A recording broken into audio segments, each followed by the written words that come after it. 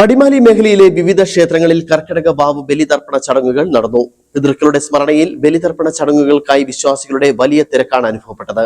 അടിമാലി ശാന്തഗിരി ശ്രീ മഹേശ്വര ക്ഷേത്രത്തിൽ ക്ഷേത്ര മേൽശാന്തി പ്രശാന്ത് ഗോപാൽ ശാന്തിയുടെ കാർമ്മികത്വത്തിലായിരുന്നു ചടങ്ങുകൾ നടന്നത്. അടിമാലി മേഖലയിലെ വിവിധ ക്ഷേത്രങ്ങളിൽ കർക്കിടക വാവ് ബലിതർപ്പണ ചടങ്ങുകൾ നടന്നു.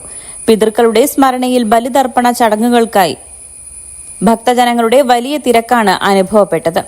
അടിമാലി ശാന്തഗിരി ശ്രീ മഹേശ്വര ക്ഷേത്രത്തിൽ ക്ഷേത്ര മേൽശാന്തി പ്രശാന്ത് ഗോപാൽ ശാന്തിയുടെ കാർമ്മികത്വത്തിലായിരുന്നു ബലിതർപ്പണ ചടങ്ങുകൾ നടന്നത്.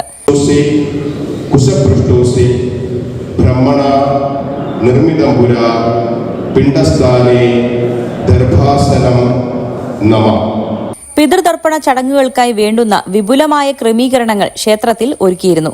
ഏകദേശം 2500ഓളം ഭക്തർ ബലിയർപ്പിക്കാനായി ക്ഷേത്രത്തിൽ എത്തി. അടിമാലിയുടെ സമീപ മേഖലകളിലെ ക്ഷേത്രങ്ങളിലും പുലർച്ചെ മുതൽ ബലിതർപ്പണ ചടങ്ങുകൾക്ക് വലിയ തിരക്കാണ് അനുഭവപ്പെട്ടത്.